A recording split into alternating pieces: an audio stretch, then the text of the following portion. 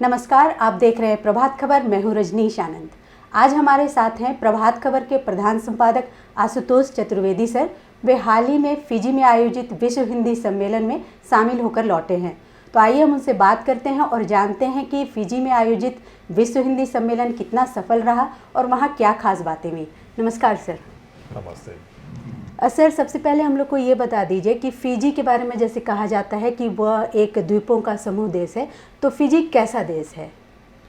देखिए, फिजी जो है बहुत ही सुंदर देश है और बहुत सारे छोटे छोटे द्वीपों से मिलकर ये देश बना हुआ है। इसकी संख्या 332 बताई जाती है कि इतने सारे द्वीप हैं, उसमें से 106 में बसावट है। इसके अलावा और भी बहुत छोटे छोटे से हैं जिन्हें क्षुद्र द्वीप या छोटे द्वीप कहते हैं, वो भी काफ़ी बड़ी संख्या में हैं। तो ये एक तरीके से बहुत सारे द्वीपों से घिरा हुआ एक छोटा देश है और प्रशांत महासागर के तट पर बसा है। कई जगह कई द्वीप ऐसे हैं जिनके चारों तरफ समुद्र है और खूबसूरत पूरा देश है। अच्छा वन संपदा है और पानी है, और जो समुद्र के किनारे बसे देशों की जो चुनौतियां होती हैं, इसमें तूफान आना, ये सब भी इस देश के समक्ष जो है चुनौतियां रहती हैं। जी, वहाँ भारतीय मूल के बहुत लोग हैं। जी हाँ, भारतीय मूल के बहुत सारे लोग हैं और लगभग 40% आबादी जो है वो भारतीय या भारतवंशियों की, जिसे हम कह सकते हैं।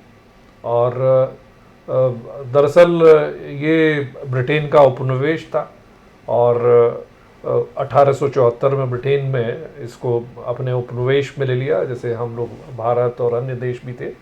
और उसके बाद में भारत से बड़ी संख्या में, जिन्हें हम लोग गिरमिटिया मजदूर कहते हैं, वहाँ पे गन्ने के खेतों में काम करने के लिए यहाँ से लेके गए। तो उसमें ज़्यादातर संख्या जो है वो पूर्वी भारत के लोगों की है। उसमें पूर्वी उत्तर प्रदेश के लोग बड़ी संख्या में हैं और कुछ बिहार और इसके भी हैं, और लगभग वहाँ की आबादी 9 लाख है।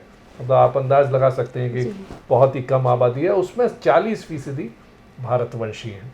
तो ये एक ऐसा देश है, 40% जो आबादी है। इस तरह के बहुत सारे देश हैं, बहुत भारतवंशी बहुत सारे देश में, उसमें मॉरिशस भी है, सूरीनाम भी है, गुयाना भी है और भी है। लेकिन इतनी बड़ी आबादी, इतना प्रतिशत आबादी का भारतवंशियों का किसी अन्य देश में नहीं है। जी, क्या यही वजह था फिजी में विश्व हिंदी सम्मेलन आयोजित करने का, या कोई और वजह? नहीं, यही एक सबसे बड़ी वजह थी।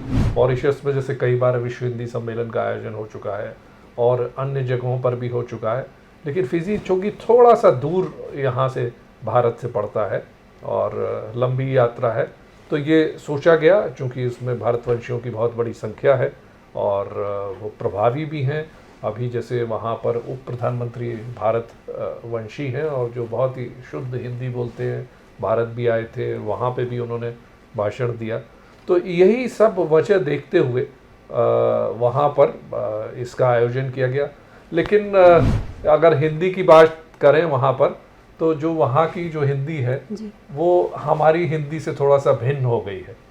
मेरे ख्याल में 5 पीढ़ियाँ लगभग जो है लोगों की हो गई है। तो उस हिंदी में, जैसा मुझे बताया और कई लोगों से बात भी हुई वहाँ के लोगों से, तो उसमें अवधी भी है, थोड़ी सी भोजपुरी है, थोड़ी फ्रेंच है, और जो वहाँ की जो ट्राइबल आदिवासी भाषा है उसका भी समावेश है। तो वो हिंदी जो हमारी हिंदी है उस हिंदी से थोड़ा सा भिन्न हिंदी है और उसमें बहुत सारे शब्दों का समावेश हो गया। तो वो है, लेकिन एक दिलचस्प है, जैसा कि भाषा का प्रभाव होता है, बदलती रहती है, तो उसका एक नज़ारा वहाँ पे दिखाई देता है।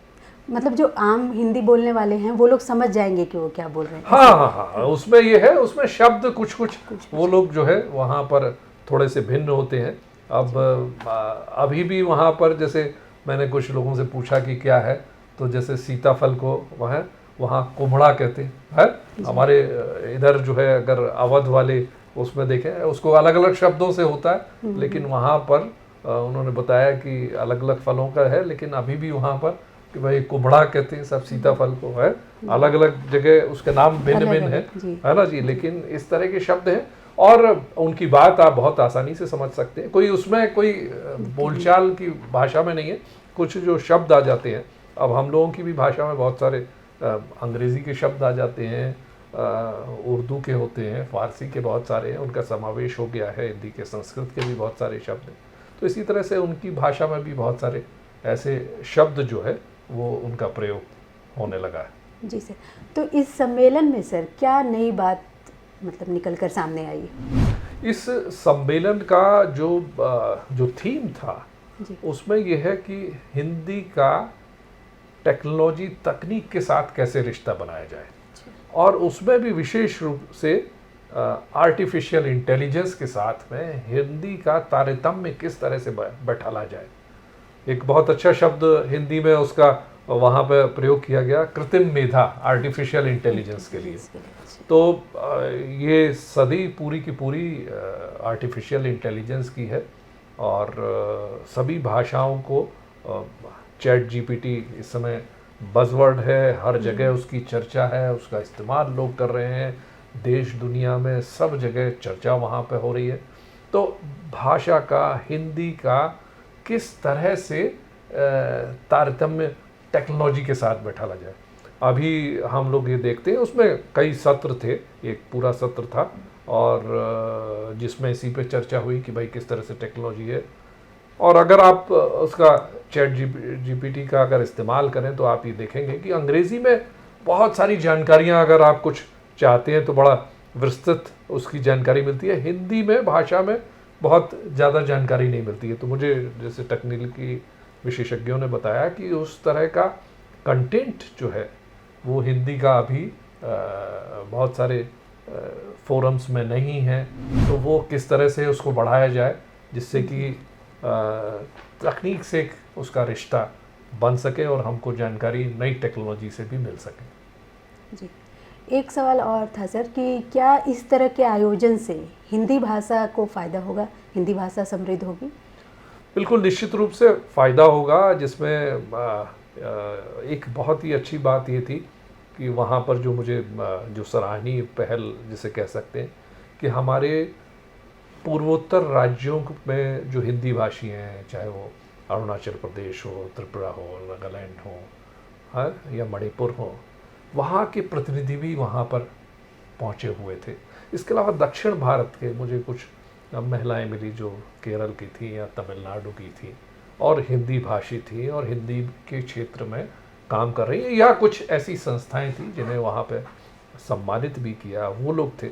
इसके अलावा विदेशों में जो हिंदी के विद्वान काम कर रहे हैं, जिसमें जिनका मैं उल्लेख करना चाहूँगा 81 वर्षीय जापान के तामियो मिज़ुकामी, जिनसे मैंने बात भी की और बड़ा दिलचस्प बातचीत है। वो अपने कोर्ट पर एक पद्मश्री उनको मिला हुआ था, तो वो पूरे दिन सेशंस के दौरान उस पद्मश्री को लगाए हुए थे। जब पूछा तो उन्होंने कहा कि ये मुझे पद्मश्री मिला हुआ है और उसको लेकर एक उनमें गर्व का भाव था। और जापान के ओसाका शहर में 40 वर्ष उन्होंने हिंदी की सेवा की। तो वो वहाँ पर आए थे, इतनी लंबी यात्रा तय करके वो फिजी पहुँचे हुए थे और सम्मेलन के सारे दिनों में वो उपस्थित थे।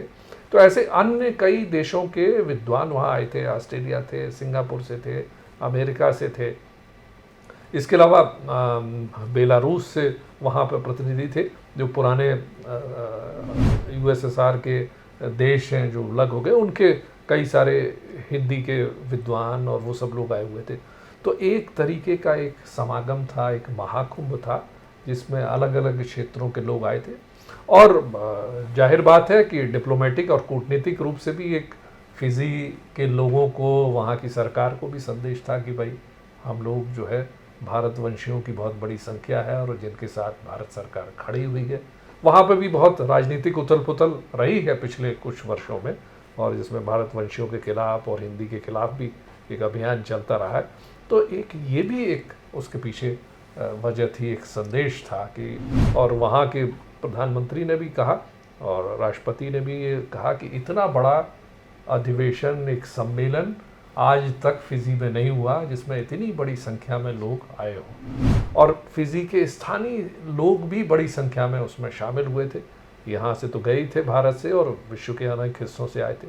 तो इस तरह से अगर देखा जाए तो आयोजन एक सफल था और अपने उद्देश्यों को पूरा करने में कामयाब रहा। आप दर्शकों, आपको विश्व हिंदी सम्मेलन के बारे में हमारे सर ने जो जानकारी दी और आपने इस वीडियो को देखा, उसके लिए आपका बहुत बहुत धन्यवाद। प्रभातखबर.com, विश्वास वही, रफ्तार नहीं।